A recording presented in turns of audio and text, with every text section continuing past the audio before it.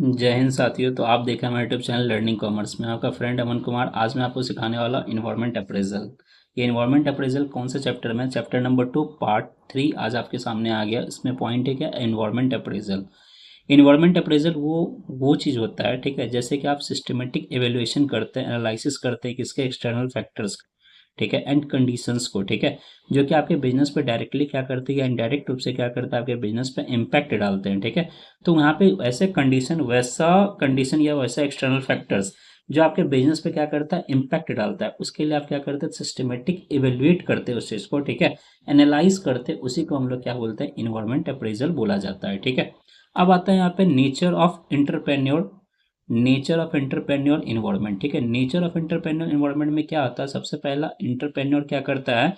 Identify करता है opportunities को, और अपॉर्चुनिटीज को आइडेंटिफाई किया जाता है मार्केट के ट्रेंड्स को देख करके, अनमीट्स नीड्स को देख करके, ठीक है, और जो अभी प्रेजेंट में जो प्रोडक्ट आपका चल रहा है उसमें आप क्या बेहतर कर सकते हैं, ठीक है, प्रेजेंट सिचुएशन के अकॉर्डिंग अपने प्रोडक्ट में आप क्या चेंजेस कर सकते हैं, वो भी आपके लिए क्या बन सकता है? अपॉर्चुनिटीज बन सकता है, ठीक है। तो आप क्या करते हैं? ये सारे चीज़ को देखते हैं, ठीक है, और देखने के बाद अपना क्या करते हैं? अपॉर्चुनिटीज़ को आइडेंटिफाई करते हैं, ठीक है। दूसरा पॉइंट आता है एंटिसिपेटेड थ्रेट। आप ये चीज़ देखते हैं इन्वायरमेंट स्कैनिंग में, ठीक है, कि भाई आपके लिए आपके बिजनेस में किस किस चीज़ का प्रॉब्लम आने वाला है, ठीक है। तो प्रॉब्लम जस्ट लाइक चेंजेस से आएगा, ठीक है, और जब चेंजेस होगा तो आपके लिए क्या हो सकता है? थ्रेट हो सकता है, ठीक है। जैसे किसी तरह का लीगल कंप्लाइंसेस का थ्रेट आ जाए आपके पास, ठीक है, इकोनॉमिक फ्लक्चुएशन आ जाए, ठीक है, टेक्नोलॉजिकल एडवांसमेंट आ जाए, ठीक है। तो इस तरह का अगर कोई चेंजेस आता है तो आपके पोटेंशियल थ्रेट को क्या करता है? ये एंटरप्रेन्योर क्या करता है? पोटेंशियल थ्रेट को देखता है कि भाई हमारे लिए प्रॉब्लम क्या क्या क्रिएट होगा, उस प्रॉब्लम का सॉल्यूशन क्या निकलेगा, और ये तभी पॉसिबल है जब आप इन्वायरमेंट का स्कैनिंग करते हैं तब, ठीक है। तो यहाँ बोलता है कि इन्वायरमेंट अप्रेजल जो होता है वो एनेबल्स कर देता है एंटरप्रेन्योर को एक्सेस द रिस्क, ठीक है। वो क्या करता है? एक्सेस कर पाता है रिस्क को, जो रिस्क है वो उसको एसेस कर पाता है, वो इजीली क्या कर सकता है? उस चीज़ को आप देखता है और मिटिगेट कर पाता है, वो सारे प्रॉब्लम को सॉल्व भी कर पाता है, ठीक है। वो तभी हो सकता है पॉसिबल जब वो इन्वायरमेंट का स्कैनिंग करता है, ठीक है। तीसरा पॉइंट आता है कि आपके पास इन्वायरमेंट में कि भाई आपका इन्फॉर्म करता है आपको क्या? स्ट्रेटेजिक डिसीजन मेकिंग में, ठीक है, आपको इन्फॉर्म करता है, इन्फॉर्मेशन प्रोवाइड करता है आपके स्ट्रेटेजिक डिसीजन लेने में। जब आप प्रोडक्ट एंड सर्विसेज को आप लॉन्च करने वाले हैं, ठीक है, न्यू प्रोडक्ट और सर्विसेज को जब आप मार्केट में लॉन्च करेंगे, न्यू मार्केट में लॉन्च करेंगे, अपने एक्सपेंड करेंगे अपने ऑपरेशंस को, तो इसके लिए आपको इन्फॉर्मेशन प्रोवाइड करता है कौन? यहाँ पे इन्वायरमेंट स्कैनिंग, ठीक है। इंटरपेन्योर इन्वायरमेंट आपको क्या करता है? प्रोवाइड करता है, इन्फॉर्म करता है आपको क्या? स्ट्रेटेजिक डिसीजन लेने में आपका क्या करता है? हेल्प करता है, ठीक है। नेक्स्ट पॉइंट आता है यहाँ पे क्या? Enhance the adaptability. एडेप्टेबिलिटी मतलब यहाँ पे क्या होता है कि जो इन्वायरमेंट में चेंजेस होता है, ठीक है, उसके अकॉर्डिंग क्या करते हैं? इंटरप्रेन्योर भी अपने आप में चेंजेस करते हैं, ठीक है। बिकॉज क्योंकि अगर इन्वायरमेंट के अकॉर्डिंग अपने आप को नहीं ढालेंगे ना तो फिर फ्यूचर में क्या होगा? हम बहुत पीछे रह जाएंगे, ठीक है। तो जिस तरह से इन्वायरमेंट में रैपिडली चेंज हो रहा है उसके अकॉर्डिंग अपने आप को भी क्या करना पड़ता है? चेंज करना पड़ता है, ठीक है।